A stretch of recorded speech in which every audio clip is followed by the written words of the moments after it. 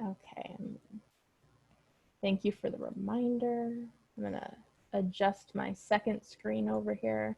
I don't know exactly where we ended, but is this the last slide we talked about on Monday? I think it's the next slide, actually. Because I have notes on, yeah, on this that one? Okay. Okay. All right, so this is where we're starting. Get myself set up over here and do this.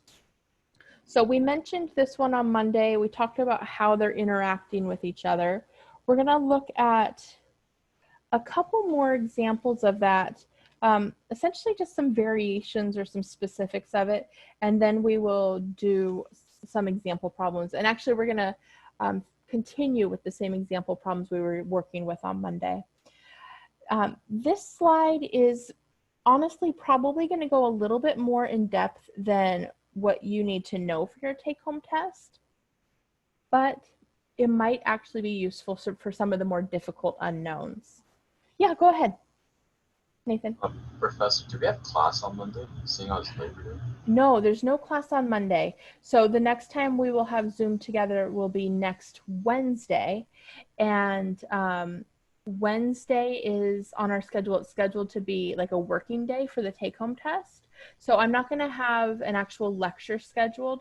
It's just going to be a time for you to come ask questions. I'll have it set up so you can share your screen if you want to show me something and ask a question, but it's not going to be like an official lecture for class or anything. And on that note, then SI will not be on Monday, then on Wednesday before class. So we will not have a session on Monday. Rather a session from 12:15 to 1:45 p.m. on Wednesday before this lecture question time. Thank you. Perfect. Thank you. Professor? Yeah. So this is the last lecture pertaining to the first test, right? Yes, exactly. Okay, thank you. You're welcome. So the unknowns are numbered 1 through 100, and they're supposed to be in difficulty order. And I say supposed to be because there's a couple that I think are easy but might have higher numbers or vice versa. But as you get up into those higher number values, you might have to dig a little bit deeper into some of the details of the instrumentation. And so this is showing us J values. And what that's referring to is the distance between the peaks. So right there is the J value for this quartet. And this is the J value for this triplet. So this ethyl group that's on the screen, we have a CH3 and we have a CH2. And because our CH3 has 2 neighbors, 2 plus 1 gives us 3, we're going to end up with a triplet. And because our ethyl has 3 neighbors, 3 plus 1 gives us 4, we're going to have a quartet. Now, because these two groups are interacting with each other, they're splitting each other is the word that we use. How much they're splitting each other, that distance, is going to be the same. So notice how it's labeled on the bottom here. We have JAB and JAB. That's telling us that hydrogens A are interacting with hydrogens B. So that splitting distance is the same. So the reason I say that this might be useful to you is that if there's another quartet somewhere else on your spectra, but it has a smaller J value, then you know that it's not right next to the hydrogens that made that triplet, because those aren't the two signals that are interacting with each other. So it's definitely getting into the details, but it could be useful.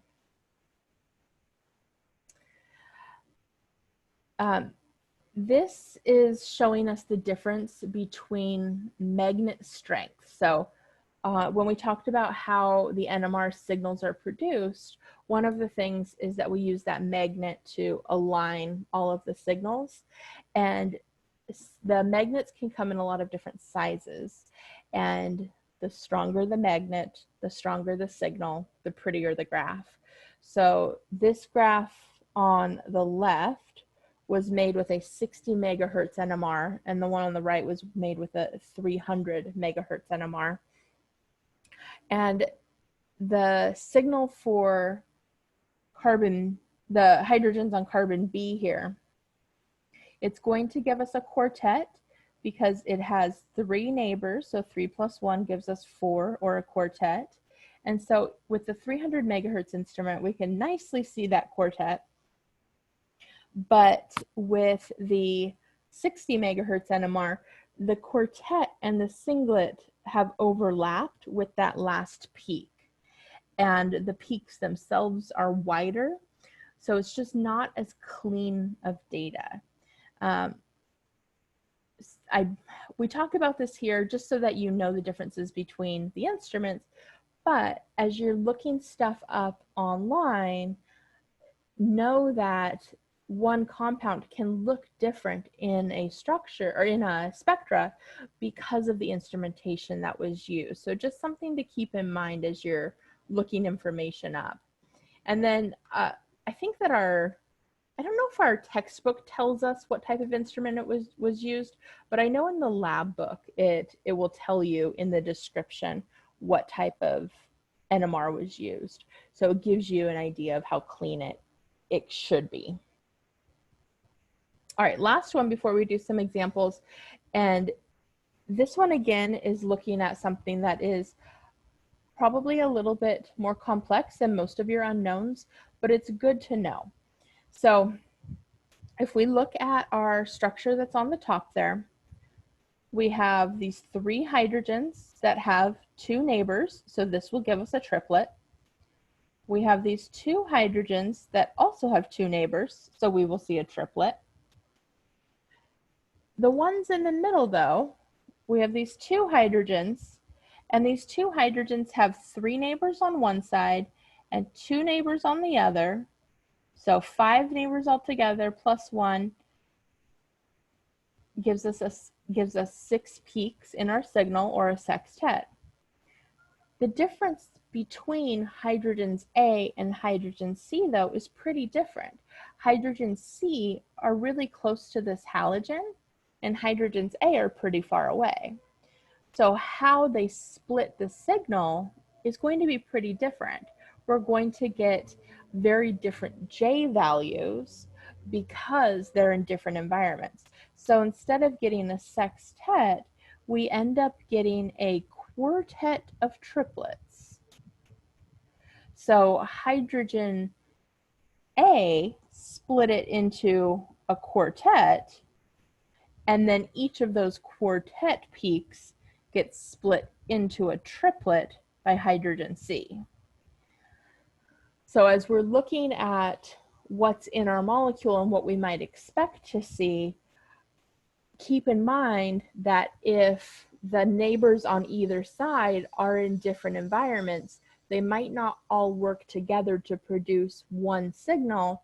It might get broken apart into a quartet of triplets, for example. Now, this is what we can predict, but what we normally see is something like this. So if we have lower magnet levels, if we have less resolution, that quartet of triplets gets a little bit mushed together, and we get something that looks like that. And so this guy just gets the generic name of multiplet. If we can't tell what it is, or if it's multiple peaks that have overlapped with each other, we label it as a multiplet, and it even just gets abbreviated as a lowercase m. And it's kind of a way to say we don't know what it is, it's too messy, doesn't have a high enough resolution, but we can't define the individual peaks well enough. Hey, Professor. Yes. Back at the top, could you recount the neighbors for me again? I'm just a little confused on how you're getting triplets and quartets. Yes, definitely. So I just redrew our structure. So if we look at those hydrogens, All we're doing is looking at the carbon that's right next to it. So the hydrogens that are on my methyl group have 2 hydrogens next door to them. And to figure out what our multiplicity is then, we take the number of hydrogens and add 1, which would give us a 3. So that methyl group on the end will show up in our spectra as a triplet. And I'm going to keep moving down the line here. I'm going to go over to this one. And this is actually kind of the same scenario because that CH2 group is also going to have 2 neighbors. So 2 plus 1 is going to give us 3, which will be a triplet. And we're going to practice this with the ones that we drew last time too. But does that help get you on the right path at least? Yeah, thank you. Okay, you're welcome. So it doesn't matter for the individual carbon that you're looking at, the amount of hydrogens on that carbon, only the ones that are on the carbons next to it. Correct. So let's look at that to kind of go along with that. I think I have 2 examples here and then we'll do the extra practice ones. So this graph, the spectra, is for the ester that's shown. And so remember there's 4 things that we look at with an NMR. One of them is the chemical shift, so where it's located. So we have this one here, it's at about 0.91. This one, which is, oh, let's see, oh, I skipped one, didn't I? It's because I wrote my numbers so gigantic. Let's put those off to the side. 0.91. And then this one that's at 1.2, and let's see, 2, 3, 4, 5, 6, 1.6, 2.2, and then this one that's at 4.9. The locations of those peaks are telling us what type of environment they're in. So as we look at the structure that's given to us, and because it's an ester, we could predict that the hydrogens that are closest to that oxygen are going to have the highest numbers. The second thing are these numbers. These are the integration values. That tells us how many hydrogens are in those environments to make those signals. So this is a 3. That tells me that this is a CH3 that made that peak. Over here, it's a 1 that tells me that it was a CH. And 2 that tells me that it's a CH2. And then another CH2. And notice I skipped one because it's a little bit different. We have one that has a 6. We know there can't be 6 hydrogens attached to one carbon. So what that tells me is that there's 2 methyl groups that are in the same environment. So there has to be a little bit of symmetry within this molecule for us to have those 2 methyl groups. The way the peak is shaped is going to tell us about the neighbors. So right here, that's a triplet. It has 3 peaks within it. So because it's a triplet, I know that that CH3, this CH3 has to be next to a CH2. So I can even start drawing a little bit of a structure here because I know that this first one has to be next to a CH2 because it has that triplet shape. This next one, and it's blown up over here for us as well, but it's a doublet. So those 2 CH3s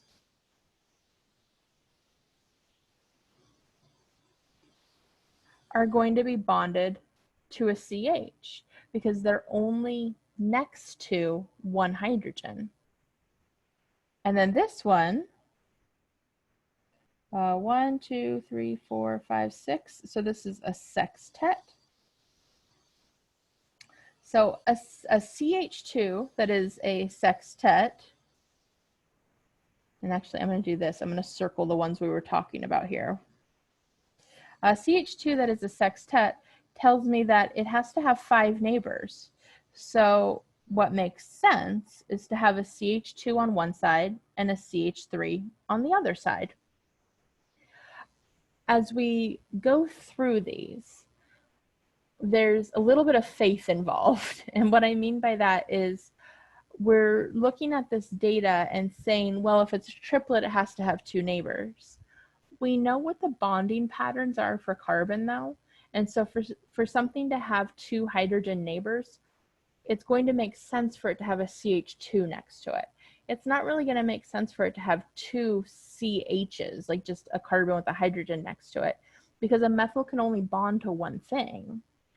And so there's definitely a connection here between what we already know about organic molecules and how carbon bonds and normal bonding patterns and what this data is telling us. So there's often times when I teach this lecture where I get asked, well, how do you know that? And part of it is just doing this enough that you get a feeling by looking at it and knowing the connections. And part of it is knowing that, well, I know that a carbon chain is a CH3, CH2s, a CH3. I know that it has to start and end with a methyl group. CH2s are in the middle. So knowing those patterns is going to help too. And then our next one is a triplet. So that CH2 is also next to another CH2. So when we look at these puzzle pieces we've created, we can start to combine them. And what I mean by that is, let's see, let me get a different color here. This one and this one and this one are probably all 3 in a chain, because what we've learned from that is we have to have a CH2 that's next to a CH2. We have to have a methyl that's next to a CH2, and we need to have a CH2 that's sandwiched between those 2. So if we look at our structure over there, I know that this is letter A, and I know that this is letter C, and I know that this is letter D. And then our last peak that we haven't looked at, we have a little blown up version over here. So 1, 2, 3, 4, 5, 6, 7. We have a septet. So a septet means that it has 6 neighbors. Well, look at this puzzle piece we drew up here. That CH has 6 neighbors. So based off of what we already looked at, we know that this has to be E, and run out of space to write on here, and that has to be B. So we, based off of what we've talked about, and I'm going to erase a little bit down here, I have some more space, we've kind of come up with 2 halves of the molecule. We have this isopropyl group, and we have a propyl group.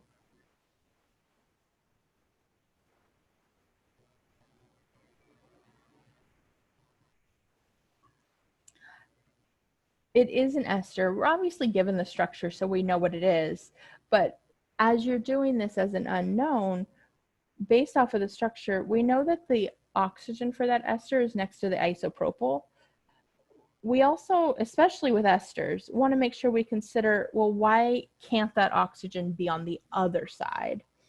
And for this one, the biggest sign that the oxygen is on the other side is this peak's location right here. Because that peak is at 4.9, we know that it's going to be the group of hydrogens that's closest to that oxygen. And if this structure was the correct one, then this peak that's at 2.2 would actually be a lot higher up. So with esters especially, make sure that you're looking at both options for that oxygen location. One more thing I want to point out on this one before we look at the other example is that isopropyl group, that pattern where we end up with a doublet that is 6 hydrogens and a septet that is 1 hydrogen. That's a really common pattern to see with isopropyl groups. So we saw the doublet and the septet within in our spectra here, and so those are things that you kind of see after time. But they can help if you start to recognize them, help you see those structures a little faster. And then I think I said one thing. Here's one more thing though. I did point out these little inserts a couple different times. When peaks are a little bit more complex, there might be an insert added in. And pay attention to those because it does give you more information, but also pay attention to them and the numbers on the scale, because I have had students say, oh, well, there's a doublet at 3.5 and there's a septet at 7.3. No, those are just drawn again so that you can see a little bit more detail with those peaks. Questions about this one before we're going to look at one. We're going to look at another spectra with another structure on the next slide, but questions about this one before we move on. What's your process of like going through, like in breaking this down? Like what would you start with first? So that's a great question. We are going to look at a couple examples where we aren't given the structure. So I will show you how I go through that when we look at those ones. Okay, thank you. You're welcome. Any other questions on this one? Okay. So here's another one. And I picked these two on purpose. One, I like to talk about esters so that we can talk about the oxygen location, and it had that isopropyl pattern. This one's a benzene ring. And even if, I just covered my screen with my hand, like you guys can see what I'm doing. Even if this, if that structure wasn't given to us, we would know that this is a benzene ring because we have a peak at 7. Let me erase my X here. When we have that peak between 7 and 8, we know that it's a benzene ring. And even more importantly, because this is 5 hydrogens, I know that I have a benzene ring with just one substituent coming off of it. Now, just by looking at that peak, I don't know what the substituent is, but a benzene has 6 hydrogens. So if there's only 5 on our graph, we know it has 1 substituent. If there's only 4 on our graph, then we know it has 2 substituents. And then when we look at the other peaks, we have a peak over here at about 1.25, and it's a triplet, and it's made up of 3 hydrogens. And then we have a peak over here at about 2.65, and we have our little blown up picture. So it's a quartet, and it's made up of 2 hydrogens. So because it's made up of 2 hydrogens, we can assume it's a CH2, and we can assume that this one's a CH3. And honestly, there's only one way to put these together. We know that those CH2 and CH3 have to be attached to that benzene ring. So there's, again, only one way to draw this. So if I'm using my labels from that structure, I know that this is A and this is B. But there is a pattern here that I want to point out. Ethyl groups are super common. And when we see a triplet and a quartet with that 2 hydrogen, 3 hydrogen pattern, it tells us that it's an ethyl group. A quartet is going to have 3 neighbors, and a triplet is going to have 2 neighbors. So putting those together is going to give us that ethyl pattern. In that benzene area, when we look at the structure for our benzene compound here, we have 3 different benzene signals labeled. They're labeled as C, D, and E as we go around the ring. And yeah, each one should produce its own signal, but they're in such similar environments that what happens is all 3 of those signals just start to kind of overlap. So this is all 3 of those peaks just overlapped with each other. So even when you're doing your table in that assignment column, you would just put all 3 letters together, because they're not separated enough or clean enough for us to be able to see the difference between them. I think, okay, so let's go and look at, what are we gonna look at? Okay, this is this morning's class. So I'm gonna switch over to ours.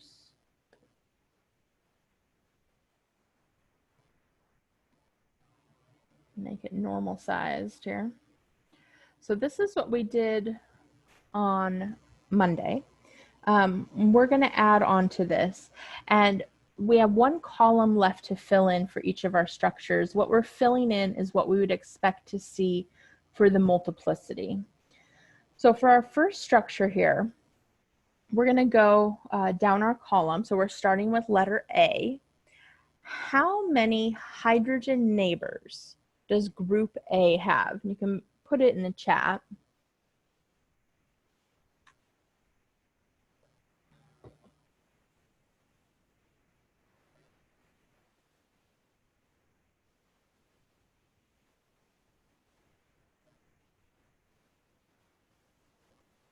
So definitely a little bit of a mix. Definitely tells me we need to talk about this.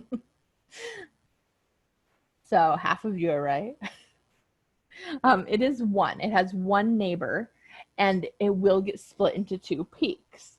So right here, our, oh, I don't think that blacked out for you guys. My screen just blacked out on me all of a sudden. Okay. Group A, the only neighbor next to it is group B, and group B contains one hydrogen. So for letter A, there's one neighbor, and 1 plus 1 gives us a 2. So that tells me that the signal for hydrogen at location A would be a doublet. Let's skip over to letter C. How many neighbors does letter C have?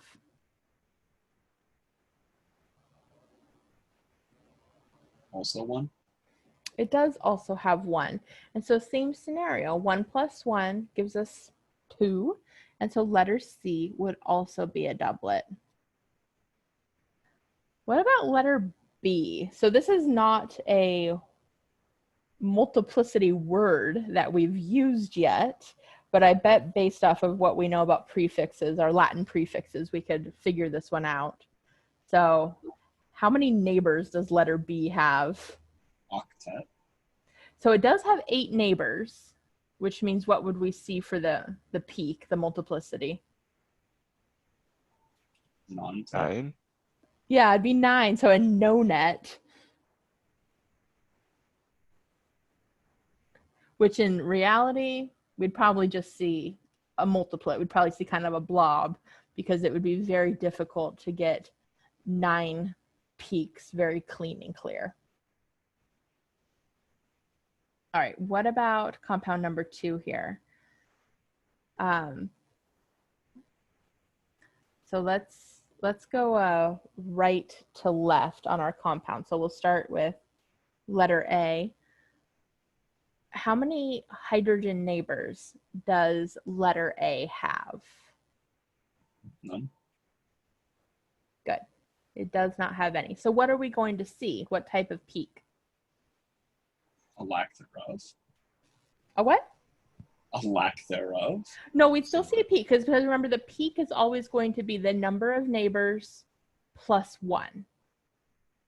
So if it has 0 neighbors, 0 plus 1 would give us 1, which would give us a singlet. So I'm going to scoot over here for a second. Singlet, doublet, triplet, quartet, quintet. Number of neighbors: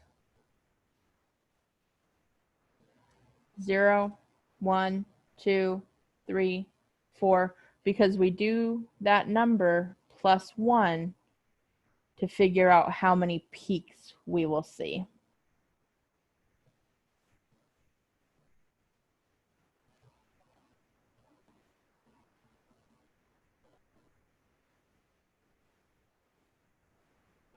So when we do see a singlet, that means that it's isolated in some way. So in this case, it's isolated from the rest of the molecule because of that ketone in the middle. What about letter B? What type of peak would we expect to see from letter B? Triplet. Good. Yeah, it has the two neighbors from letter C, and so 2 plus 1, we get a triplet.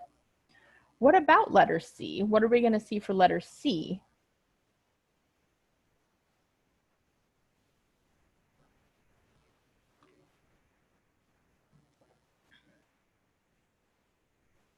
Yeah, we are going to see a sextet. So we have the 3 hydrogens from the methyl, the 2 hydrogens from the methylene. So 5 plus 1 gives us our sextet. And then what about letter D? What shape are we going to see for that?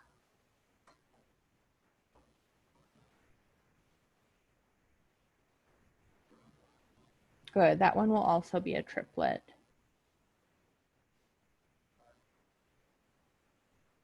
Not letter 3. 3 is not a letter. Number 3 is actually identical to number 2 in terms of their multiplicity. So I'm going to fill that one in so we can talk about something that's a little bit different. Oh, whoops. Jumbled those up too close together. So let's look at number 4 here. So let's start at the methyl. Let's start at letter A. What type of peak would we expect to see for letter A? A triplet? Not a triplet for this one. Doublet. It is going to be a doublet. And the reason why is because its neighbor is B. And there's only one hydrogen on carbon B, or hydrogen B. What about the hydrogens at the B location? What type of multiplicity will we expect from that one?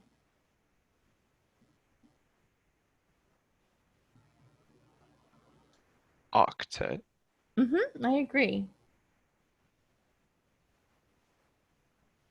So it has the 2 neighbors from one of the C's, 2 neighbors from the other C, so 2 plus 2, and then 3 from the methyl. So there's 7 plus 1 gives us our 8. Okay, here comes one that's a little bit tricky then. What? Professor, where's the 3? The 3 is from the from A, from the methyl group. Oh, my bad. So the last one is a little bit tricky. What is our multiplicity going to be for location C?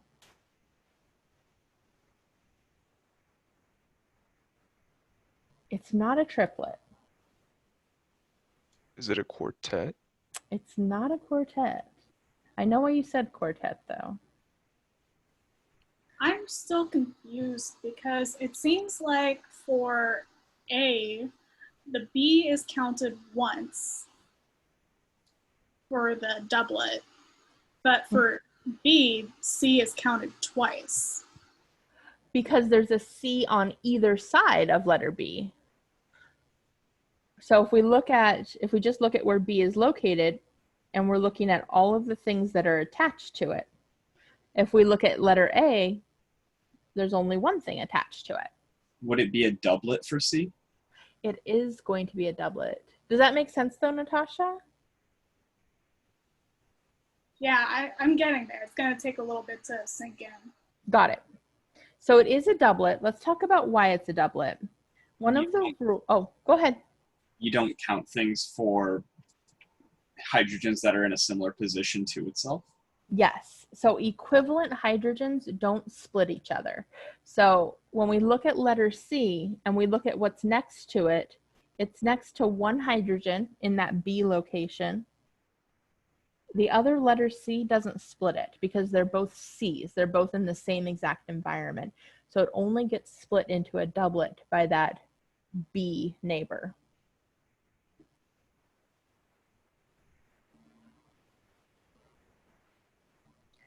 Isn't there 2 2s, one for each C for the B? I don't understand your question, Aylin. I don't know if it's the same Oh, question. Professor? Yeah, Oh. go ahead, Aylin. Oh, because didn't we do 2 plus 2 plus 3 plus 1? And didn't we do the B, A, C, and C for B to get the total for number 8? For 8? So for 8, I'm going to just redraw our structure because it's gotten a Okay. little busy. When we look at letter B right here and we look at the neighbors that it has 2 hydrogens on the left and 2 hydrogens on the right and 3 hydrogens up here. So 3, 4, 5, so it has 7 neighbors altogether. So 7 plus 1 gives us an octet. Does that make sense? Yes. Okay. On, then, oh, sorry, finish that. Sorry. so then if we look at letter C has 1 hydrogen here, and this other hydrogen in this location is equivalent to letter C. So they don't essentially see each other. They don't split each other. So for letter C, we just get 1 plus 1. We're going to get a doublet. And then the other thing, so I'm answering this in lots of ways because I'm not sure exactly what's confusing you, but we'll get there. And then the last thing is letter A up here. If we look at letter A only has 1 hydrogen. Yes, there's another letter B down below. Good. And so 1 plus 1, this one will also give us 2 or a doublet. So if we saw this chemical on a NMR without knowing the structure, would it only show 3 groupings of peaks? Mm-hmm. Okay. Yeah, so the way we have it labeled A, B, and C, that's telling us that we will see 3 signals or 3 groupings, and those groupings would be an octet, a doublet, and a doublet. Okay. All right, last one on here. We have this aldehyde group. Let's do left to right again. So let's start at letter D. What type of multiplicity are we going to see for the hydrogens at the D location? Wait, Professor. Yeah. Sorry, could I just go back to the previous one really quick? Of course. Are we going to count groups that are different from the group that you're looking at, I guess? Wait, So, like, are you only counting groups that are different from the group that you're looking at? when we're deciding on the multiplicity, yes. Okay. Okay. All right, yeah, thank you. Okay. Oh, and I see Natasha's answer. Yes, it would be a doublet. Where am I putting that? Right here. The only neighbor that letter D has is hydrogen C. And so 1 plus 1, we get our doublet. We get our 2. What about letter C? What multiplicity would we expect for letter C?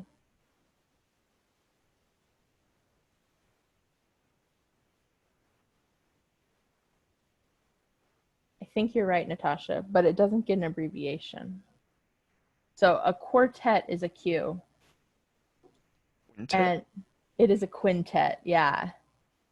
Which is why we can't abbreviate a quintet with a Q. So where am I at? Right here. And then what about letter B? What type of multiplicity would we expect to see for that one? A doublet? Good. That one's going to be a doublet. It only has the 1 neighbor. Right here. And then, oh, no, that's not true. That's a lie. So letter B does not just have 1 neighbor. And this is actually a common error, so I'm glad I made it so I can point it out to you guys. Letter B does have 1 neighbor over here, but this carbon has a hydrogen on it.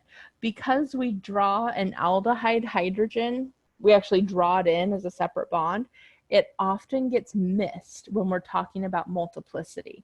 So the B location has 1 hydrogen on each side. So 2 plus 1, this one will actually be a triplet. Do we see that? Yee. That's shady, man. Oh, it is.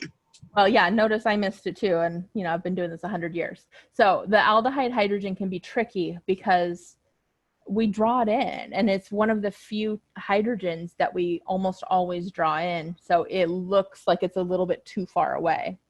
So that does take us to our last one then, that aldehyde hydrogen, hydrogen A. What type of multiplicity would we expect for that one? Good, it is going to be a triplet. Its only neighbor is the B hydrogens, and there's 2 in that location. Okay. So, Oh, question: the position of your A, would it actually be at the carbon connecting to the double bond? It can be. It kind of depends on what we're labeling. So a lot of times we are labeling the carbons, and then the hydrogens that are attached to them have the same labels. If we are only talking about hydrogen NMR, then we could get away with just labeling the hydrogens because that's what's being referred to. So it just So kind of then depends. for A, the only neighboring hydrogens are on B. And that's Correct. because A has the hydrogen, or it is the hydrogen, or I don't know how to.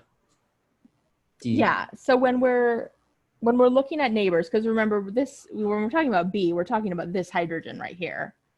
And so here's our 2 carbons.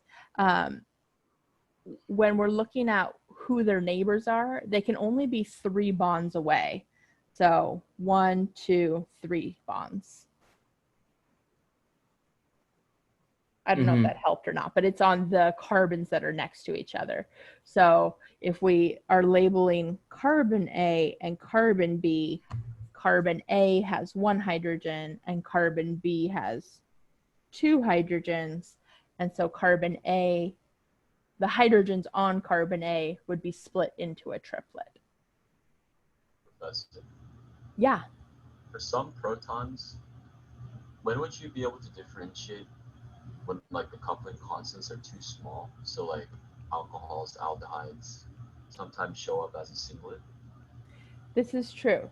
So any hydrogen that's attached to a heteroatom, so alcohols, NH2s, these will always be singlets. And I mentioned this, I think, last time, but they're often kind of wide and short. Not always. It depends on if they're able to hydrogen bond or not. But these ones will always be singlets. And if we have a carbon next to an alcohol, this one doesn't see the oxygen hydrogen. So this would be a triplet because it has 2 neighbors over here. It doesn't see that oxygen hydrogen. And then the other part that Nate was mentioning is that J value. So we said that letter A would be a triplet, but if this value is just really small, then it might appear to be a singlet if the resolution isn't clean enough on our spectra.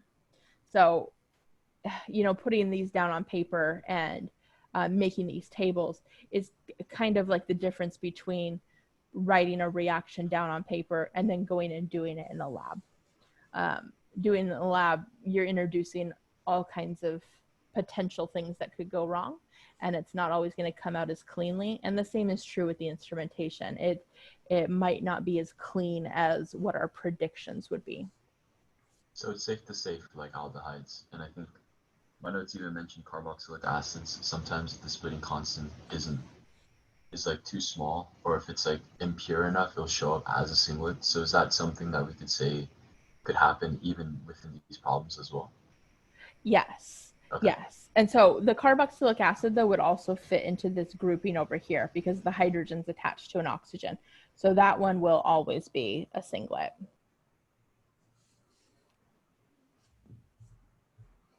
Any other questions on this? Okay, I'm going to go back to my slides. We are going to do some practice ones without the structures given to us, but I think I have a couple more slides before that. This one is looking at how we could distinguish between two structures. And this is definitely part of what you need to do in the take-home test, because you might come up with one structure, or well, I shouldn't say it that way. You might come up with a few structures and then you have to kind of narrow it down to see which one makes sense. And so this is specifically looking at benzene rings. And these benzene rings all have two substituents. And so the other thing I want to introduce here is a little bit of language. When we have two substituents attached to a benzene ring, we can label them as ortho, meta, and para. And so you might have heard of these terms last semester. They get abbreviated as just O, M, and P. And we use these words to say where the substituents are around that ring. So when the substituents are right next to each other, we can label this as ortho. And then when there's one hydrogen in between them, it's meta. And when they're directly across from each other, we can label it as para. We will definitely use these words when we move into our benzene chapter in a little bit here. But it's good to know these, because as you look information up in your books on the internet, you will see these labels. And so it's just nice to know what they mean. The number of signals that's listed down here, they're also color-coded on the structures.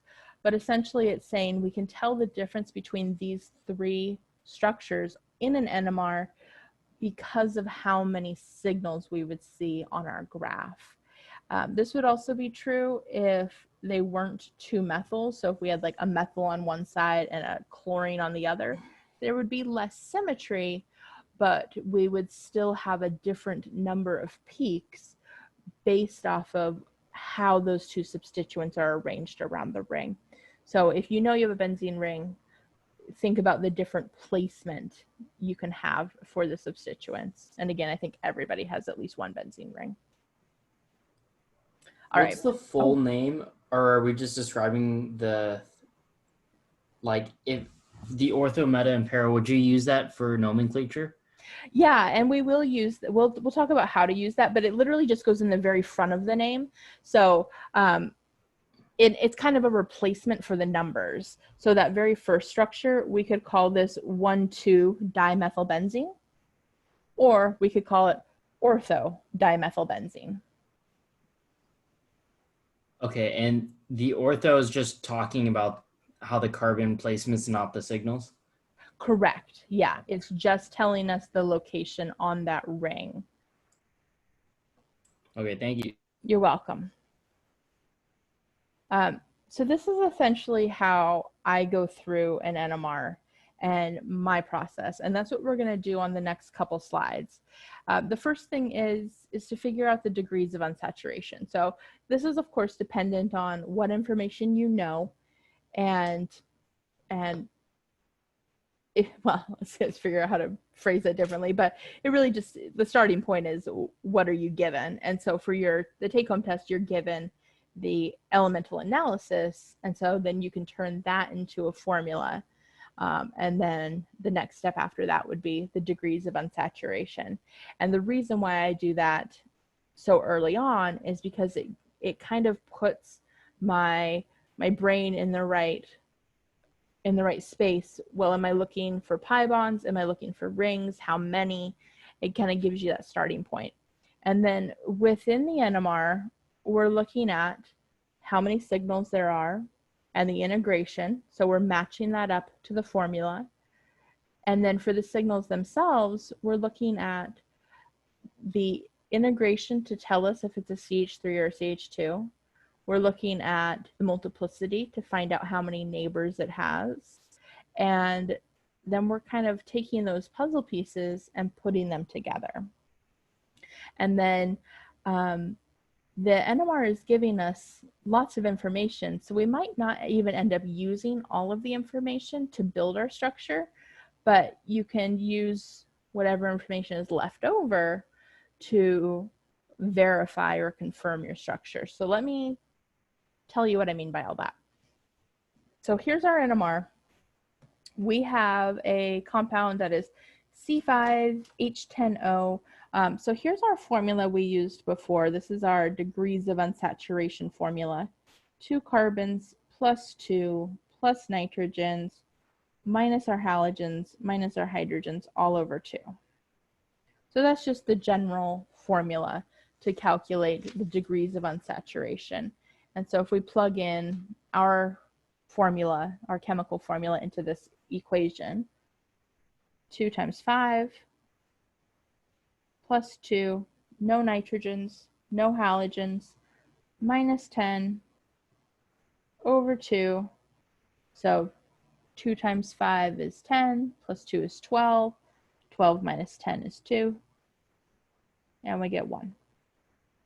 All right, what that piece of information tells us is that we are either going to have a ring or a pi bond. And just from this information, we don't know which one it's going to be.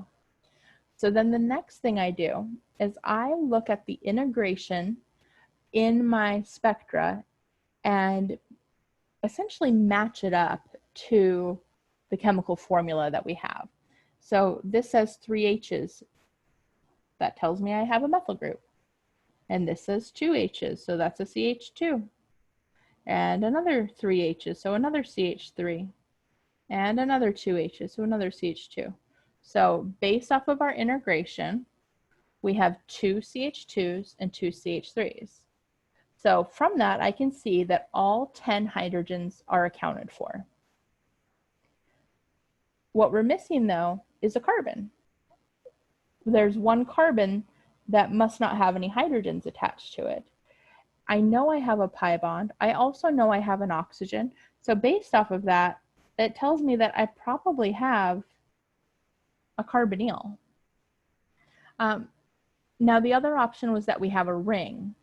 But if we look at what we have 2 methyl groups. We can't have a methyl within a ring. So that means we would have to have a CH2, a CH2, an oxygen, and a carbon, and that carbon has 2 methyls attached to it. That's just not really going to happen. And so again, part of this is making sure that the structures that you're drawing make sense. We could also disprove that structure I just drew because it's not going to match the multiplicity within our spectra either. So I'm going to erase this. Hey, up, please. Professor. Oh, yeah, go ahead. Why is around 2H in the middle, like near 1.6, part of the graph is like floating? So this is our insert. So it is the same that is right underneath it. It's just blown up so we can see it a little bit cleaner. Okay, thank you. Yeah. So we know the integration. We have some information about how many hydrogens are on each carbon. We even have our first puzzle piece. We can kind of assume, make that jump to say that it probably has this carbonyl in there. So my next step is to look at integration.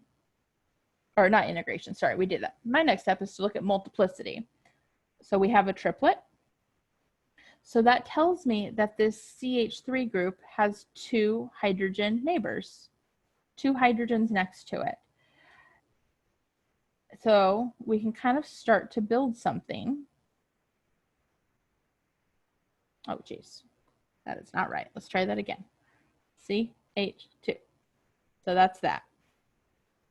And then our next one, 1, 2, 3, 4, 5, 6, is a sextet. So that means that it has to have 5 hydrogen neighbors. So to have 5 hydrogen neighbors, they're not all going to be on one side.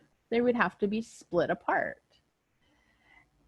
We also have a CH3 that is a singlet. So we have some type of CH3 that's kind of off by itself, that's isolated from the rest of the molecule. And then our last one over here is another triplet. So we have a CH2, and because it's a triplet, we know that it has 2 hydrogen neighbors. So putting these 3 peaks together, we have a methyl that's next to a CH2, we have a CH2 that needs to have 5 neighbors, and then we have another CH2 that needs to be next to another CH2. So we end up with this little chain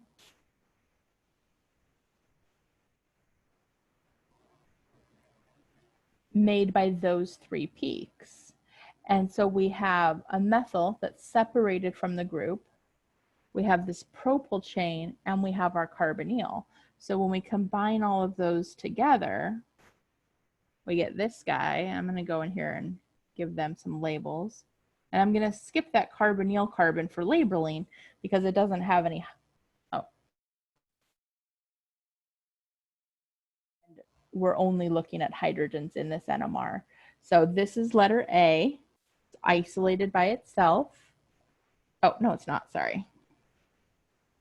Letter A. There we go. And then letter B, C, and D. Another way to do this, I'm grabbing Post-it notes over here, is for that first peak, we know that it is a methyl because it tells us that it has 3 hydrogens. And it's a triplet, so we know that it has to have 2 hydrogen neighbors. So one way to do this also, and this is actually the way I do it in class when we're doing it in person. It's just not as easy to do it digitally this way. But I literally write out a Post-it that says CH3 on it. And then on the bottom, it says 2 hydrogens. And then the next Post-it would say 2 hydrogens, and it has to have 5 neighbors. And so the way that I write that out, I have CH2, and then on either side, there's a little line because we know we're going to bond it. So by the end, you kind of end up with this little pile of Post-it notes, and you can say, well, if my methyl needs to have those 2 neighbors, you can start putting your Post-it notes together and sticking them together to come up with a structure. It's a really great way to do it. It's definitely not as easy to teach it that way when we're doing it virtually, but it can be a useful technique. Professor? Yes. What do you mean with the, okay, so you have your CH3, the 2 hydrogens, right? Where is that coming from? So because it's a triplet shape, we know that that means it's going to have 2 hydrogens as neighbors.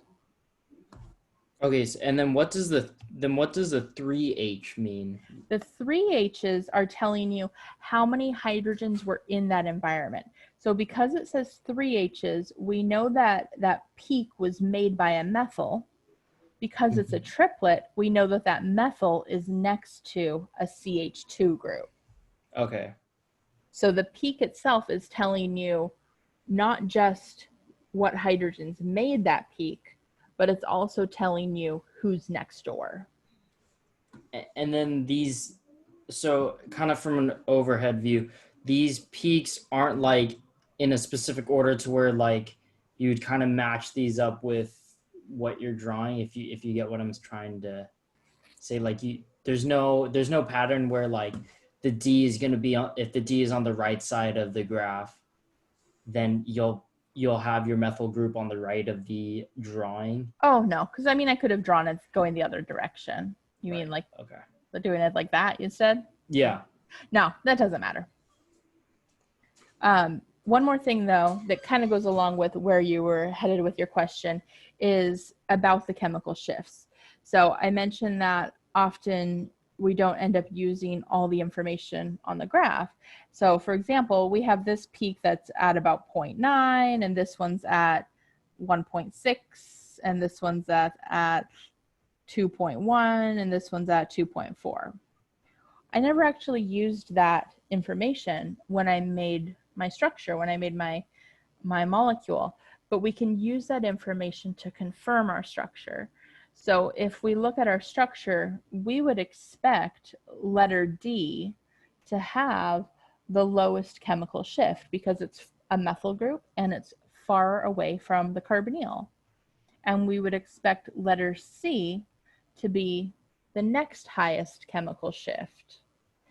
And then if we look at A and B, they're both very close to that carbonyl, but letter B has less hydrogens. And what we talked about on Monday is that when it has less hydrogens, that's going to push it a little bit higher in its chemical shift. And letter B is a little bit higher than letter A. So using all of that information, integration, chemical shift, multiplicity, we can figure out that our structure is correct and use that information to help us confirm it as well. Hey, Yes. Professor. Oh, sorry. So Aylin, yes, this is definitely one of the ways to help find your unknown. I would, I'll make that video going through the extra unknowns, but I honestly would start with the hydrogen NMR after we figure out the chemical formula. Okay, go ahead, Jordan. I just had a quick question. So I know at the first step we were supposed to use the HDI, which we did, and it yielded either a ring or a pi bond. How did you know that the pi bond was going to be a carbon, basically a carbonyl group, and not like a carbon to carbon? So when I look at how many hydrogens are in my structure, or in my NMR, we know that the methyl groups can't be part of a double bond. That just structurally wouldn't make sense. It wouldn't help. And if the CH2s were part of a double bond, it would have to be the end of a chain. So let's see, we could have a CH2 that's bonded to a carbon, and then a CH2, and let's see, a methyl, and a methyl, 2, 3, 4, 5. And then I think we're left with an OH on the end there. So it just, it doesn't work. Oh, except for that has 5 bonds attached to it. That doesn't work either. So I think we'd have to have an ether in there. We'd have to have an ether somewhere. So it's definitely possible. It's not going to be as common though. Carbonyls are pretty common when there's an oxygen and a pi bond. So it's not that other structures aren't possible. It's just that having a carbonyl when there's an oxygen and a pi bond is going to be much more common. Trying to match those pieces together and have all of the right integrations, so having the CH3s and the CH2s, doesn't give us a very likely molecule. Thank you. You're welcome. Anything else on this one? We have one more of a similar type. Okay. So here's our last one in this category then. So we're going to do the same equation. So we're going to do our 2 times carbons. So 2 times 4 plus 2 minus plus the nitrogens minus the halogens we don't have anyways, minus our hydrogens. That's what I was trying to jump to there. So 2 times 4 is 8, plus 2 is 10. So we end up with 10 minus 10. So we end up with 0. So that means no rings, no pi bonds. We have a chemical formula that is C4H10O. So we have 6 plus 1 is 7, 8, 9, 10. All 10 hydrogens are accounted for in our NMR. If you get an NMR that doesn't match, like if we only had 5 hydrogens shown in our NMR, then that would mean that we have symmetry. Because if we had a structure that looked like this, if we have our ether, that hydrogen and that hydrogen are equivalent to each other, so it would only give us 1 peak. So we know that integration should be 4, and that one should be 6, but 4 to 6 is the same ratio as 2 to 3, and often in the NMR we're given the lowest ratio, not the actual number of hydrogens. So if you're given, or if you figure out that there's only half as many hydrogens as what you would expect, you just know that your molecule has a plane of symmetry in it. which is a really nice thing to know when you start with. All right, so let's look at what else we know from our NMR then. The very first peak has 6 hydrogens. We know we can't have 6 hydrogens on 1 carbon. So what that tells me is that I probably have, sorry, I'm just going to rewrite that. That looked all messy.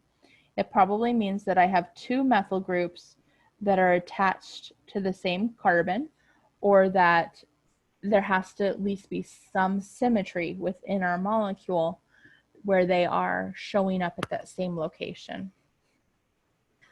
We have this large signal for just 1 hydrogen. So we know that that's just a CH.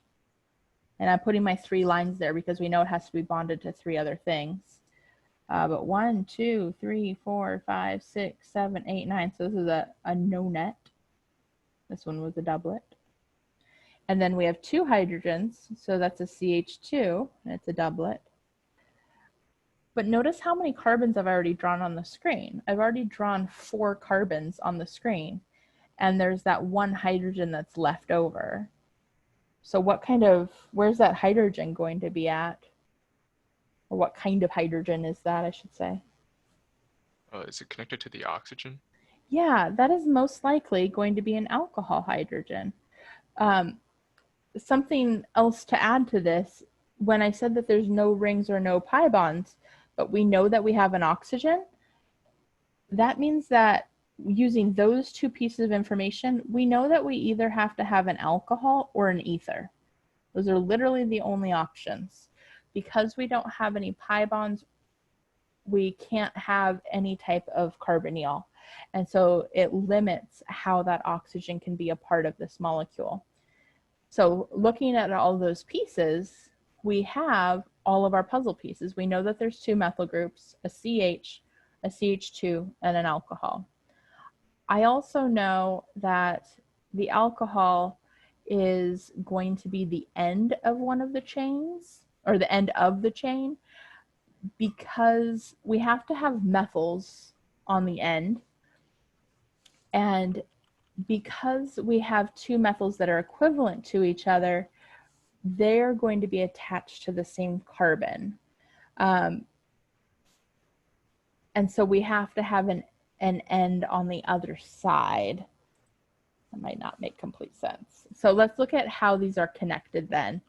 Our 2 methyl groups that are a doublet, so this group right here, okay, good, tells us because it's a doublet, it's only going to have 1 hydrogen neighbor.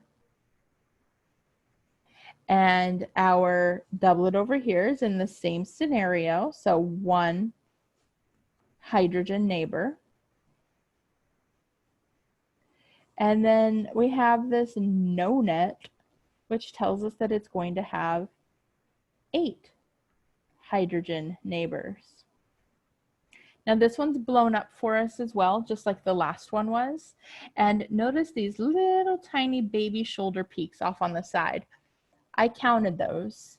Also, I did this earlier with my class, so I remembered that we needed to count those.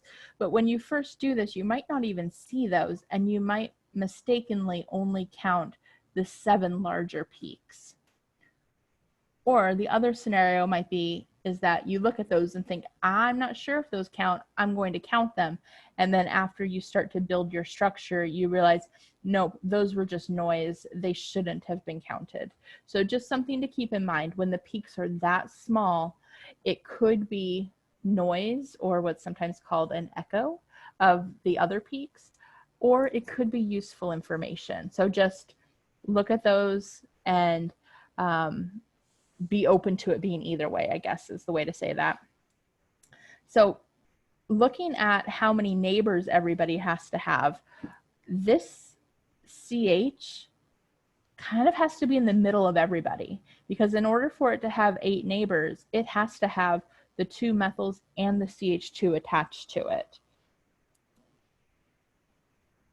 So we're going to have our CH right here in the middle. It's going to have the 2 CH3s attached to it and the CH2. And then that really only leaves one place for the alcohol to go. We only have one more bond left. And remember that the hydrogens attached to heteroatoms aren't seen by the other hydrogens. So the fact that this is a singlet, it doesn't tell us anything about its neighbors. And our CH2 that's right next to it, it doesn't see that alcohol hydrogen. So I'm going to add some letter labels in here as well. But if we just go, I'm going to go right to left here. We're going to do A, B, and C. And so we have, these are both labeled with an A and a B and a C. Now on your table, when you make your tables for your take-home test, in that assignment column,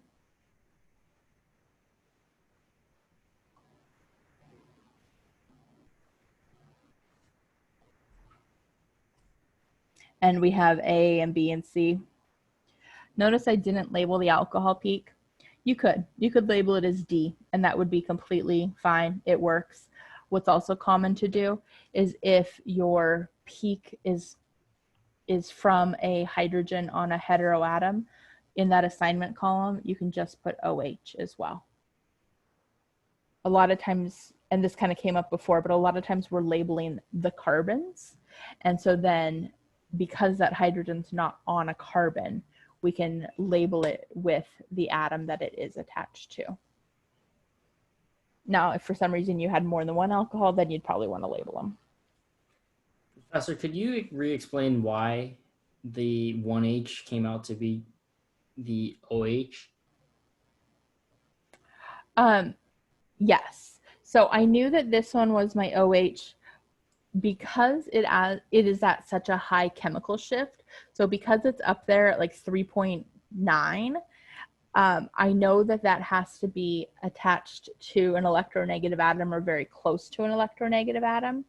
And then when we look at what we have in our structure, we know that this can't be an ether. We couldn't have like an oxygen within the structure because there wouldn't be another end to our chain. We don't have another methyl group to end the chain with. So kind of based off of the fact that there's no degrees of unsaturation, we have that oxygen, we have a peak that's at a high chemical shift that is a singlet, then kind of putting that all together tells me that it would be an alcohol hydrogen. So would you say if we were doing this on our own to start basically using up the carbons starting right to left, and then if you run out of carbon somewhere in the middle, you'll know that you have to use something else? Yeah, I think that's a great idea. And actually where we're headed next in our last few minutes here is we're going to look at the last set of data that's on your take-home test, which is the carbon NMR. And so kind of using the carbon NMR and the hydrogen NMR together is going to really help you build your big puzzle pieces that you can then put together. Professor? Yeah. So for that peak, that multiple peak with the one hydrogen, would you know that it's one hydrogen because it has all those neighbors and those Nope. neighbors would I know have... it's one hydrogen because it says right here that it's one hydrogen. Will it always say that? Yep. It has one hydrogen? Oh, okay. Yep. Yeah, so on the, and I'll pull this up right now because I'm going to talk about it next anyways. On the take-home test, on your unknowns, above each of the peaks, it tells you, so it doesn't have the letter H, but it's telling you that this is 3 hydrogens, and that's 3 hydrogens, and that's 2 hydrogens. Oh, okay. I didn't see that. Thank you. No, it's okay. So the last thing we're going to talk about is the carbon NMR data. So on your take-home test with your unknowns, it's not even given to you in graph form. It's literally just given to you in a small little table down at the bottom. So it kind of looks inconspicuous and like you could easily miss it, but it's giving you a lot of information. And so notice it's giving you the number, and then it's also telling you singlet, doublet, triplet, or quartet. So that's where we're headed. That's our last, I think, 3 slides in this chapter. The way we get the data is the same. We're putting it into the NMR. The carbon 13 is what's being analyzed. That's only 1% of all the carbons. So this isn't as common to use because we don't get as much information from it, and it takes literally more time to run it. The data that we get, oops, sorry. There we go. The data that we get goes from about 200 to 0. And I like these little kind of color-coded, cartoony versions of the scale because it just kind of gives you an idea of where to find things. But the scale is essentially the same, and meaning that when we have more electronegative groups, we're going to have higher values. So the carbonyls are up high, the pi bonds, the triple bonds, the single bonds to heteroatoms, and then down in the low numbers are just the regular sp3 carbons. Down here, it tells us that hydrogens will split the carbons into peaks. So let's see, I just need a spot to write this. If we have a carbon with no hydrogens, it will be a singlet. If we have a carbon with 1 hydrogen, it'll be a doublet. A carbon with 2 hydrogens will be a triplet, and a carbon with 3 hydrogens will be a quartet. It gets really messy though, and not all machines can do this. So most NMRs that we see, like the one on the screen right now, are actually decoupled, meaning that they are all shown as singlets. Thankfully for you though, in your take-home test, you are told whether it is a singlet, a triplet, or a quartet.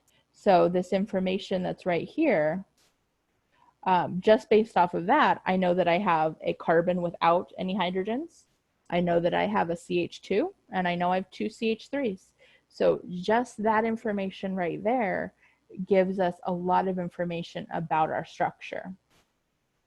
One thing that our carbon NMR can't do is it can't do integration. So if we have a little bit of symmetry in our structure, like the one we just looked at was this, and we had those 2 methyl groups that are similar to each other, the carbon NMR won't know that.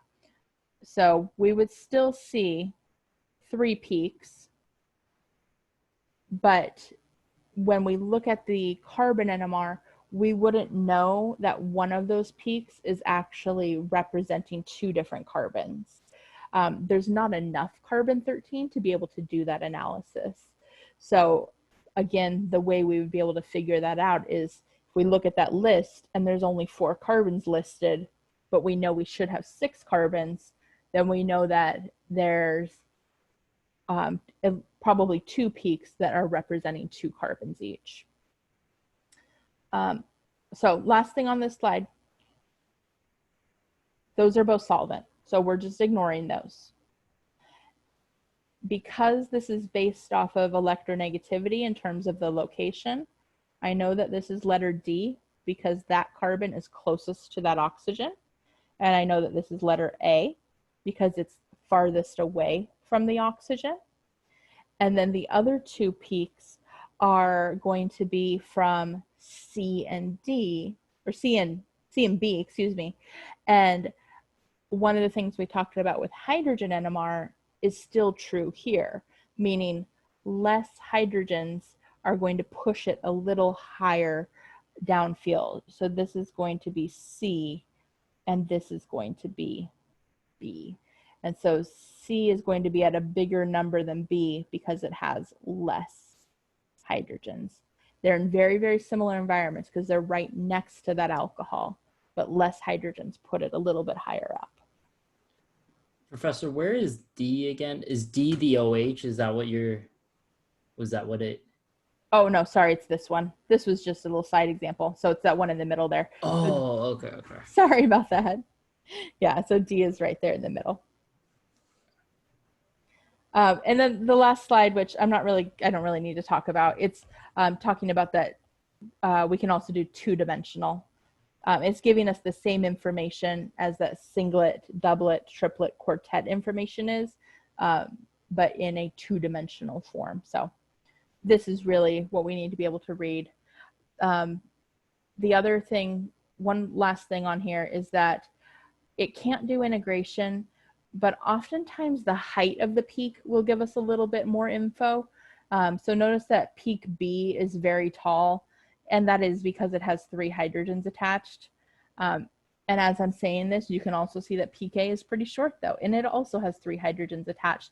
So it's definitely not a hard and fast rule, but often if there's more than one carbon that make the same peak, it will be taller than the others. And the more hydrogens it has, it tends to be more taller, more tall than the others. So not a law by any means, but definitely a good guideline to go off of. All right, I know I zoomed through those last couple because we are technically out of time. So this is it for today. I'll stick around in case anyone has any questions, but as we talked about earlier, no class on Monday. Monday's Labor Day, so no school on Monday. Wednesday of next week will be a work day for your take-home test. So I will be on Zoom. I will be happy to answer questions or help direct you, but that's that. Lab today is asynchronous, so meaning on your own, and what's on the schedule is the worksheet for chapter 15, which is due 1 week from today. And then what's due today is the worksheet for chapter 14. So if you haven't turned that in yet, that is what you should be working on. Okay, but that is all. I will let you go. Thank you guys too. Thank you, Professor. Thank you. Professor, I have a question on worksheet 14. Okay, let me pull it up. Let's see if I already have it pulled up. Oh, I do. Awesome. Okay, which question? Okay, or which, so worksheet 9, right? And it's questions 4 and 5. In the IR section or the mass spec section? Mass spec. Okay. Let's see. I think I'm too far down. Okay. The multiple choice ones, huh? Yes. Okay. Okay, so number 4 says, which of the following compounds will produce a prominent M-18 peak in the mass spectrum? Right, so does the 18 represent like the atomic weight? Yes, but it's representing the atomic weight of whatever has broken off. So it's essentially saying your molecule lost 18. Which of these molecules would be most likely to lose something that weighs 18? Mm-hmm. And the alcohol, the heptanol, is our answer for that, because the 18 is the mass of water. And one of the common ways that alcohols break apart in a mass spec is through a dehydration reaction, or not reaction, a dehydration rearrangement. And so the OH and then a hydrogen from the next door neighbor carbon combine together to make water. And that molecule has now lost 18. Okay, like how would I know that it would be going through something like that? Or like, because I was like, I drew out all the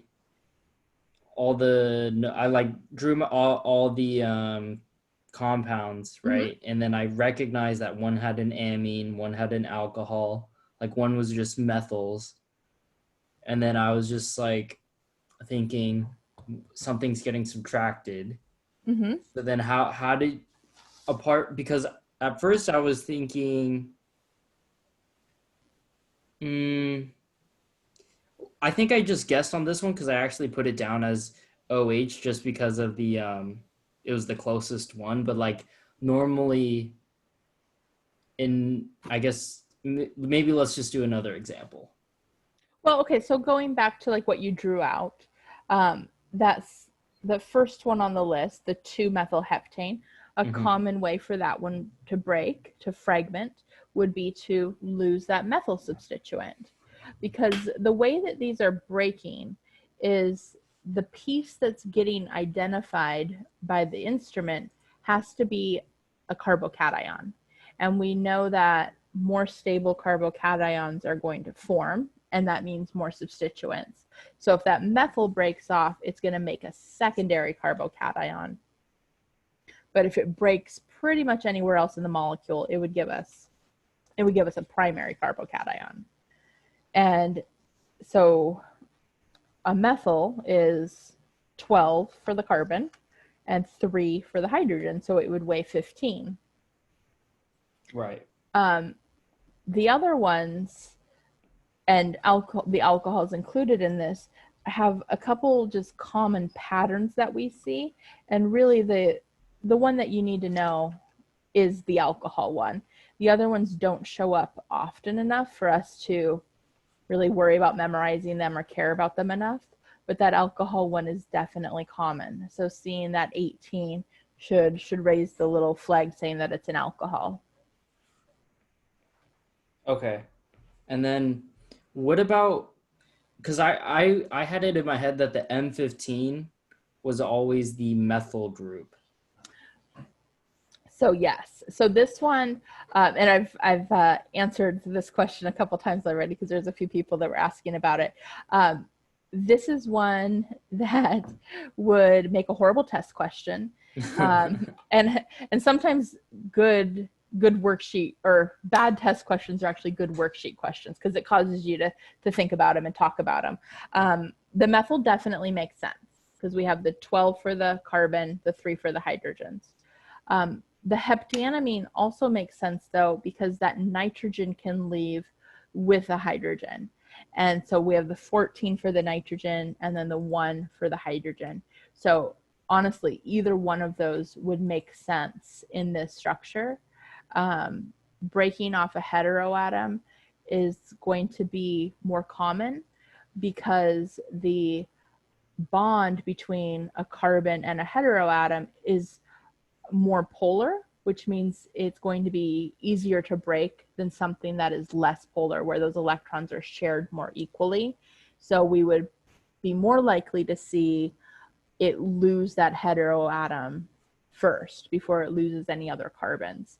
But in all honesty, both of those answers, the 2-methylheptane or the heptanamine, make complete sense with what's given in the question. Okay. Yeah, because I initially had the methyl hep. Well, I was torn, but then I went and checked the notes and saw it was the M15, so then I put it down as methylheptene first. Yeah, and either one makes sense with this.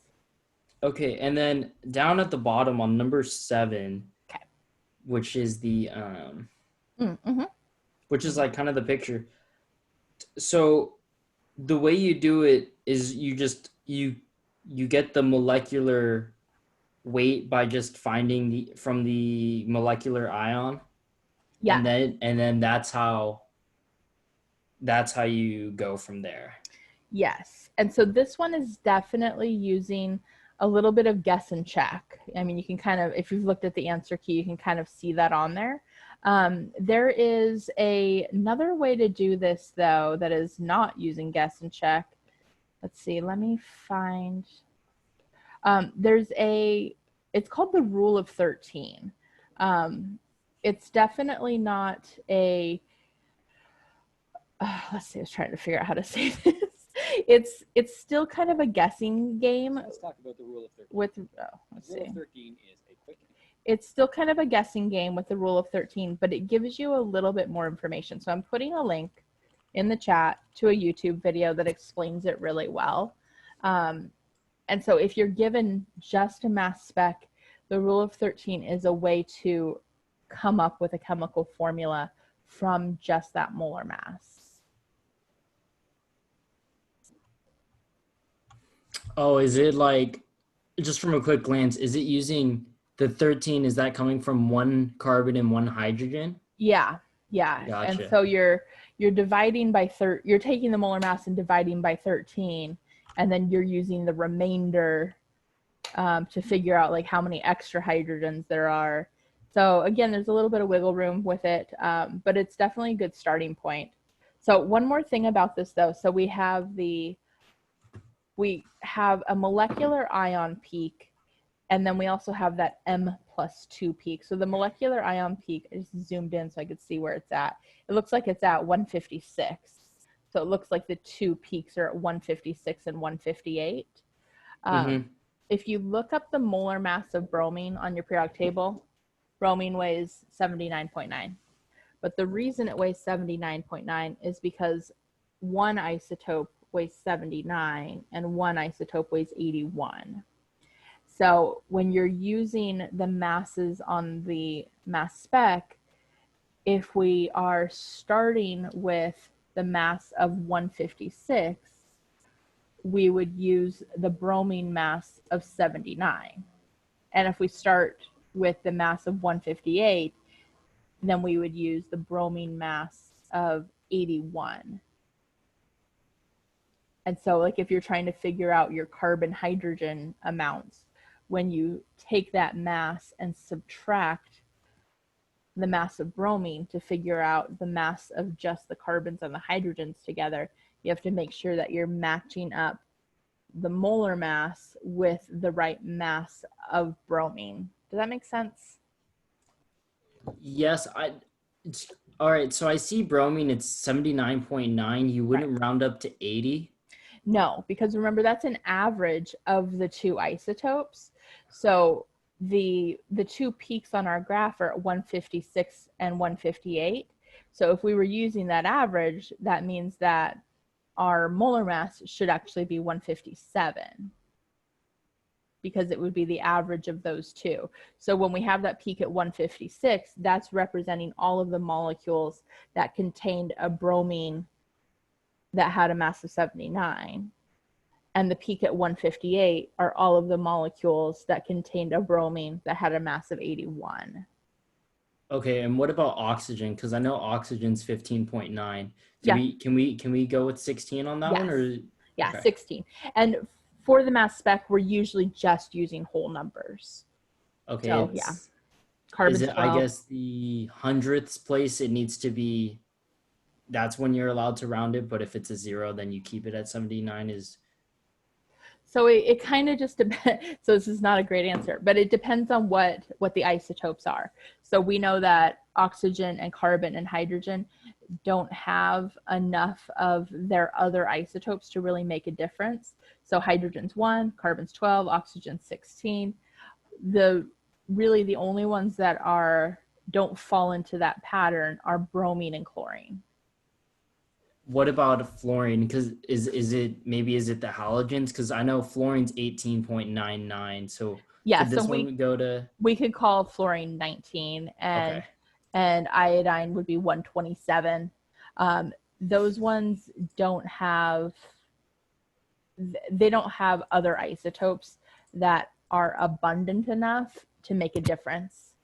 Oh, so you're saying this is because of the how we did like the middle and index finger, and then those two specifically are the ones that we just keep the whole number. Okay. Yeah. All right. Yep. That's all the questions I have. Thank you for the video. I'll check it out. You're welcome. All right. Have a good rest of the day. You too. Professor, could I also ask a question about the worksheet? Of course. So on number 5 for the IR part of the worksheet, the first one, I looked at your answer key and I kind of got it, but I didn't think I'd be able to get it myself because I didn't know what an aromatic generally looks like. Because I saw that you circled the peak, but it didn't really mean much to me, I guess. Okay. So, and yeah, if we look at wait, are you looking at letter A? Or which, or does it matter? Well, the answer, it's number 5, the first graph, the answer is C. Okay, got it. So if we look at the options, yeah, 2 of them do have a double bond in them, and the other ones don't. So when we have a benzene ring, we will see more than one peak in the carbon double bond area, and for an aromatic or for a benzene ring, we usually see a peak at 1475 and then another one at 1600. And so for that structure, we have essentially the peaks in those two locations, because there's the one peak that's looks like it's right below 1500, and then the other peak that's at about 1600. The other thing that's labeled on this graph, see where it says overtones, and it has those short little peaks at what are we at, about 1800? Yeah. There's usually not a whole lot around 1800, so even if you just like scroll through and look at the other graphs, it's pretty empty in that area. But benzene rings are the exception to that. So there's this area where they're essentially kind of like echoes of the other peaks, but we end up with this overtone area. And then the last reason why we know is where it literally does say aromatic. When we have hydrogens attached to our benzene ring, those are attached to sp2 carbons. So those are going to show up above 3000. So the peak that is, it kind of spans between like 2800 and maybe 3200, that kind of big peak. Part of that, the part on the right hand side, is less than 3000. So those would be the carbon hydrogen bonds for the methyl, because those are that's an sp3 carbon. But the left hand side of that is greater than 3000. So that tells us that they have to be sp2 carbons. So it's not that it necessarily has to be aromatic, but it would have to be sp2 carbons. Okay. Yeah, I kind of got that. Okay. And then, oh, I was going to tell you about that. Sorry, I'm grabbing my lab book behind me here. The overtone thing. So it does talk about it more in our lab book. Let's see. So technique 25 is the IR section of our lab book, and it actually goes really in depth into the benzene section. But one of the things that's useful, so I'm on page 902, but it has this graph over here where it actually like shows you what the overtones look like, and then from that you can figure out how many substituents are attached to the ring.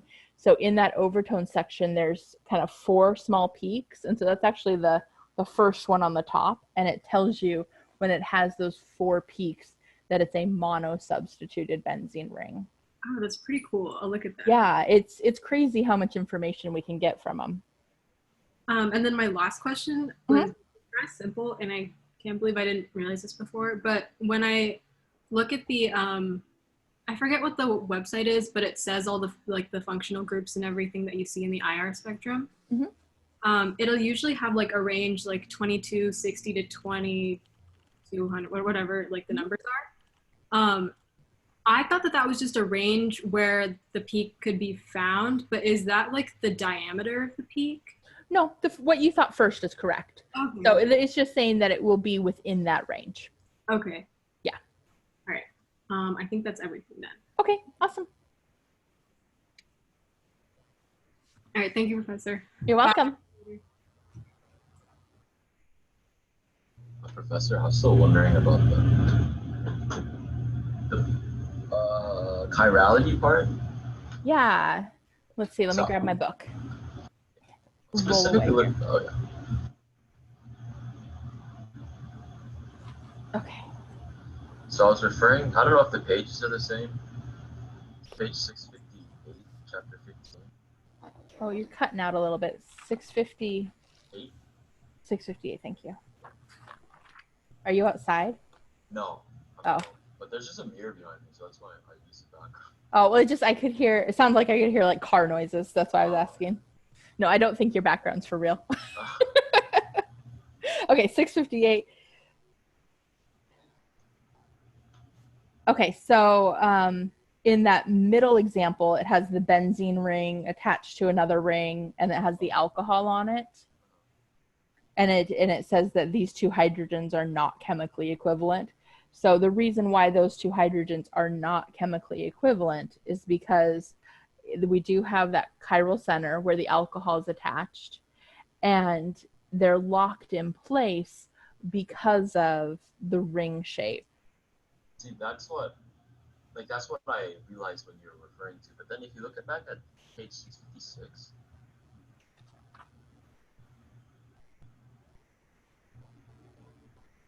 it uses an example of R2 butanol. Okay. And then it says that these protons are therefore said to be diastereotopic. They're non-chemical equivalent, even though technically they're not locked into place by a double bond or a ring or a triple bond, for example. So that's why I today taught it as two signals are unique. And also, I found an example within the book as well. 15.5 on page 659.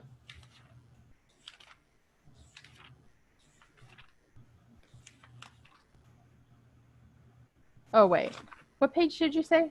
659. Okay, sorry, I think I was looking at different numbers. Oh, the practice the skill. Is that where you're at? Yeah. Okay. And then let problem J. Mm-hmm. So then if I look in the answer sheet, or like, it says each of the protons in each CH2 group is in a unique electronic environment as a result of the presence of a chiral center. Therefore, each CH2 group gives rise to two separate signals. So the two CH2 groups collectively give rise to four different signals. So, like, that's how I taught it, because that's how I practiced it and I learned it. But then I wasn't sure, considering what you told us today about like, so yeah, that's interesting. I actually didn't realize our book went that into the diastereotopic part of it. It kind of goes along with one of the things I said today. Like, if we were doing this on a table or doing predictions, we would expect the two hydrogens in the CH2 to be their own environment. But they are, because of the rotation and because the environments are similar enough, they most likely would actually be the same peak on an actual graph. So when we're predicting signals, it probably would be more accurate to say that they are going to be their own signals. You're right.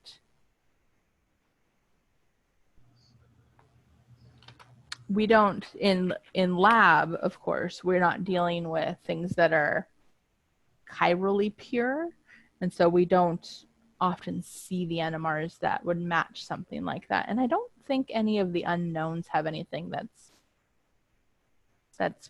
pure enantiomer either. So yeah, I usually talk about it in terms of rings or in the double bonds, but I see what you're looking at now. And yeah, that is completely true, that having a chiral center there would make two separate peaks. Okay. And that remains true even with with symmetry, right? Going back to the example of the 5-ethyl bromine. Yeah. I mean, 5-carbon bromine with the bromine. Yeah, so it would, I mean, the symmetry would cut down on it, because, so if you have like a bromine in the middle and you have the two CH2s on either side, the two CH2s that are like, or the two hydrogens that are both wedges would be the same. And then the two hydrogens that are both dashes would be the same. So we would end up with two peaks, one for the dashes, one for the wedges, and then the third peak would be the methyls that would be the same. Okay. And actually, a student today asked me why that is, like why the book says if it's next to a chiral center, the two hydrogens are different. I wasn't quite sure as to exactly. So our chemical shifts are based off of the electronic environment. And so if we have a hydrogen that's on a wedge and it's next to a bromine that's on a wedge, that hydrogen's going to be closer to that electronegative environment compared to the hydrogen that's on the dash. Oh, I see. Okay. That's very interesting. I didn't know that. All right, cool. So should I continue to say it as two peaks or one peak? You can definitely say it as two peaks.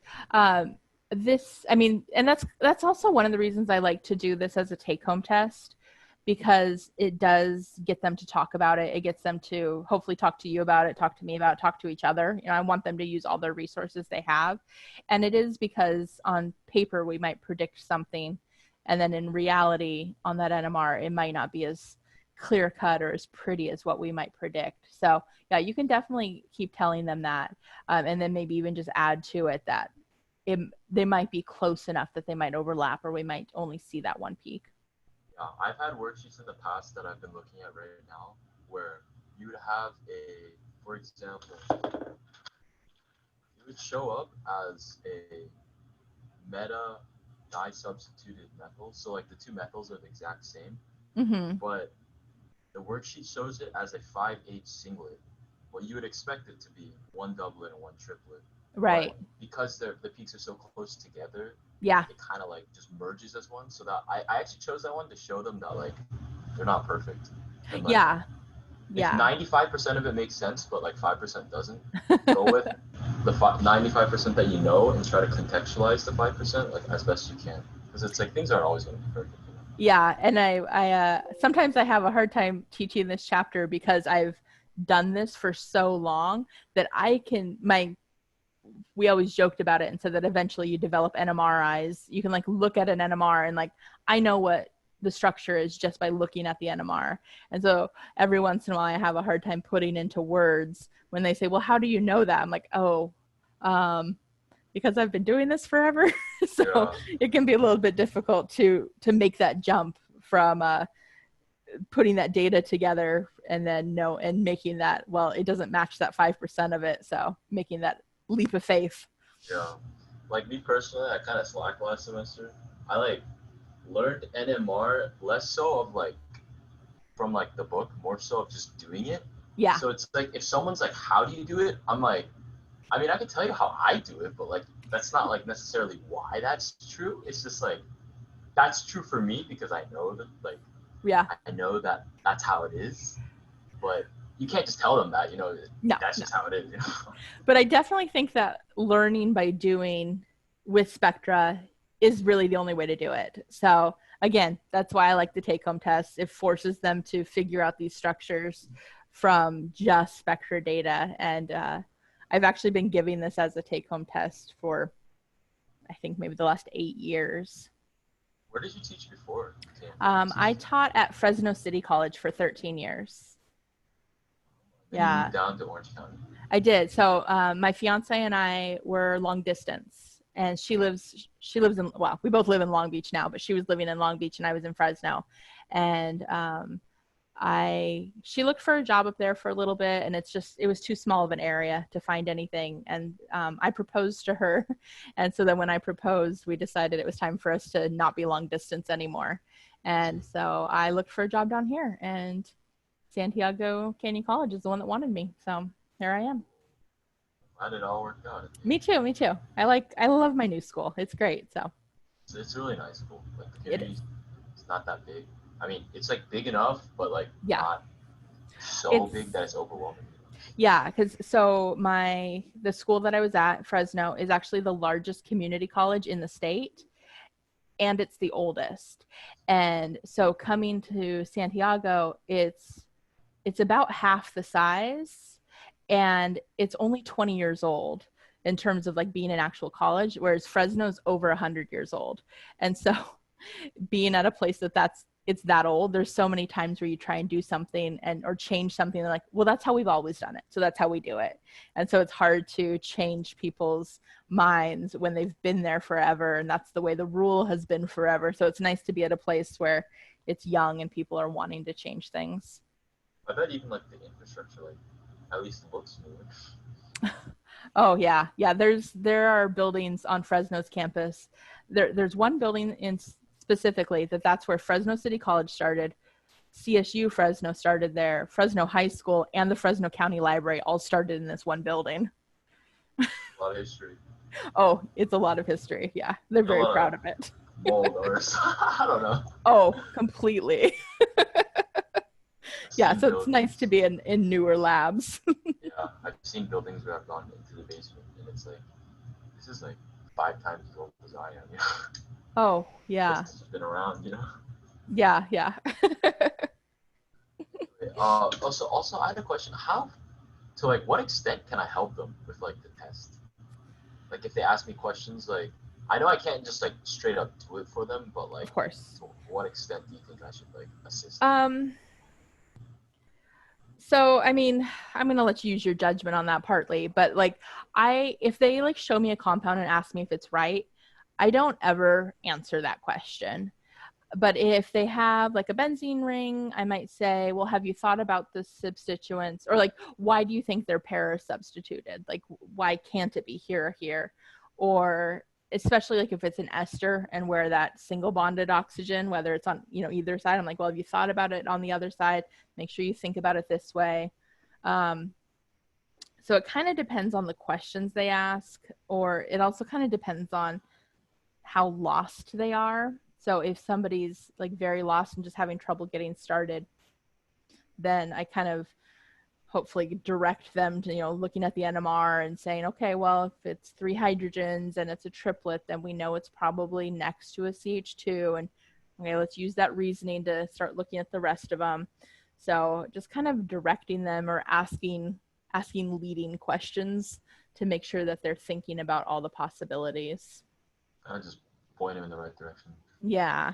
Maybe think of like, if I just look at it and I just know it's wrong, I'm gonna be like, have you thought about this and that, or why did you come to this conclusion, or kind of just like pick their brain, I guess. Yeah. Or, I mean, I definitely have had students where it's just completely wrong. And I'm like, well, I'm going to tell you that this, you're on the wrong track. And let me point out a couple reasons why. And then I'll say, well, see this methyl, you have it next to a CH2, so it should be a triplet. But on your graph, your methyl is actually a singlet. And so that doesn't match. And so if they're really going down the wrong path, I'll point out some specific examples of why it's wrong. Okay. All right. Thank you. I appreciate that. You're very welcome. All right. Have a good one today then. Okay, you too. Bye. All right. I'll see you next week. Thank you. Bye-bye.